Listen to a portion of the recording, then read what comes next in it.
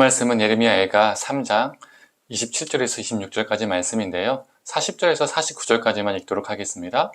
우리가 스스로 우리의 행위를 조사하고 여호와께로 돌아가자. 우리의 마음과 손을 아울러 하늘에 계신 하나님께 들자. 우리의 범죄함과 우리의 반역함을 주께서 사하지 아니하시고 진노로 자신을 가리시고 우리를 추격하시며 죽이시고 긍휼을 베푸지 아니하셨나이다.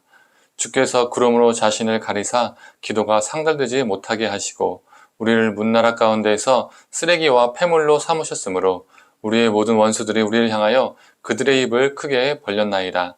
두려움과 함정과 파멸과 멸망이 우리에게 임하였도다. 딸 내 백성의 파멸로 말미암아 내 눈에는 눈물이 시내처럼 흐르도다. 내 눈에 흐르는 눈물이 그치지 아니하고 쉬지 아니하며. 아멘. 아침 묵상을 들으시는 모든 성도님들에게 하나님의 은혜가 있기를 간절히 소망합니다. 오늘 본문은 죄에 대해서 두 가지 자세를 이야기하고 있습니다. 예레미야는 유다가 곧 망할 것이라고 예언했던 사람이었습니다. 그래서 유다 백성들에게는요, 인기가 없었습니다. 오히려 외면당하고요, 핍박당하고 미움을 받았습니다. 실제로 예레미야 11장을 보면 고향 사람들이, 자신의 그 고향 사람들이 예레미야를 죽이려고 음모를 꾸몄었습니다. 26장에서는 백성들은 예레미야를 향해서 처형하라고 외쳤죠.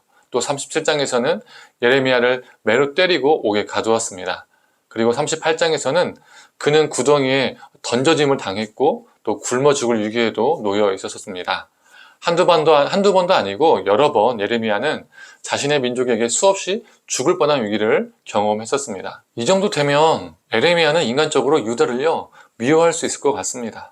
유다를 등지고 또 바벨론의 편에 충분히 설 수 있죠. 자신이 먼저가 아니라 자신의 민족이 자신을 먼저 외면했기 때문입니다. 유다가 망하고 고통당하는 것을 보면서 고소해할 수도 있는 거죠.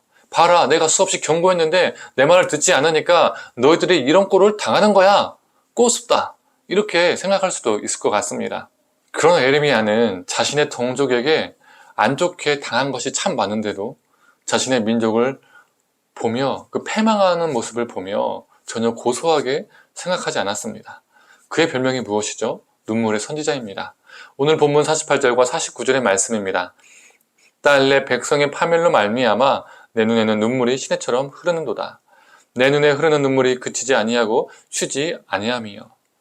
그는 바벨론에 의해서 멸망한 유다를 보며 그 참상을 보며 눈물이 멈추질 않았습니다. 그렇다면 하나님은 어떠셨을까요? 유다를 향한 심판을 행하신 당사자가 하나님이시니까 그 광경을 보고 매우 기뻐하시고 즐거워하셨을까요? 33절의 말씀입니다. 주께서 인생으로 고생하게 하시며 근심하게 하심은 본심이 아니시로다. 유다가 고통당하는 그 참상을 보고 하나님이 기뻐하며 즐거워하시는 분이 아님을 예레미야는 말해주고 있습니다. 분명 유다의 악함으로 인해서 하나님이 바벨론을 도구 삼아서 유다를 심판한 것은 맞지만 그렇다고 하나님이 그 심판을 즐겨하시고 좋아하신 게 아니라는 거죠. 하나님 또한 마음이 아프셨습니다.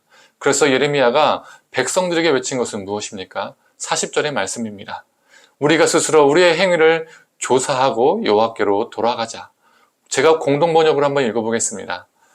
우리 모두 살아온 길을 돌이켜보고 야훼께 돌아가자. 우리가 지금까지 하나님 앞에 어떻게 살아왔는지 나만이 아니라 너만이 아니라 우리 모두가 살아온 길을 살펴보고 하나님께 돌아가자라고 말하고 있습니다. 우리의 모습을 보시고 아파하신 하나님께 돌아가자. 하나님께서 우리에게 다시 한번 기회를 주실지 모르니 한번 돌아가자. 다시 한번 돌아가자. 이렇게 외치고 있는 것이죠.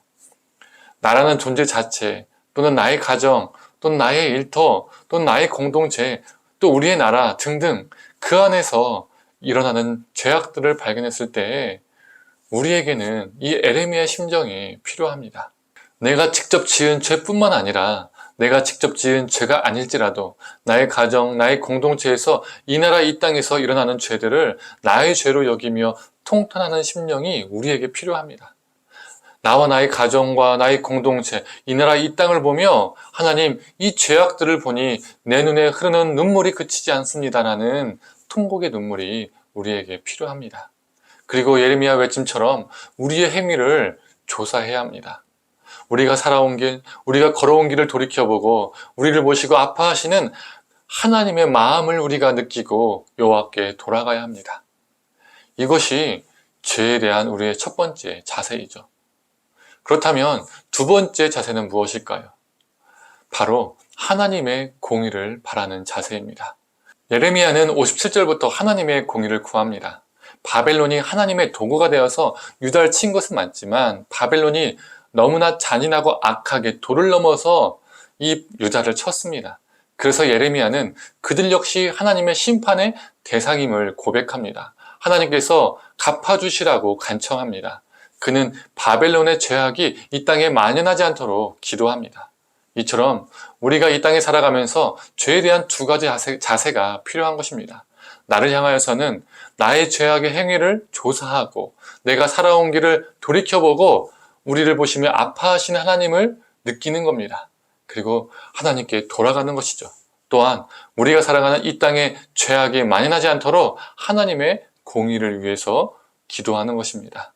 성도님들, 오늘 하루도 우리의 행위, 우리가 걸어온 삶을 살펴보고 우리의 죄악이 있다면 온전히 하나님께 돌아가기를 간절히 소망합니다.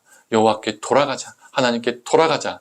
또한 이 땅이 하나님의 정의와 공의, 하나님의 사랑과 자비가 넘쳐나는 곳이 되도록 기도하며 나아가는 저와 성도님들 되기를 간절히 소망합니다.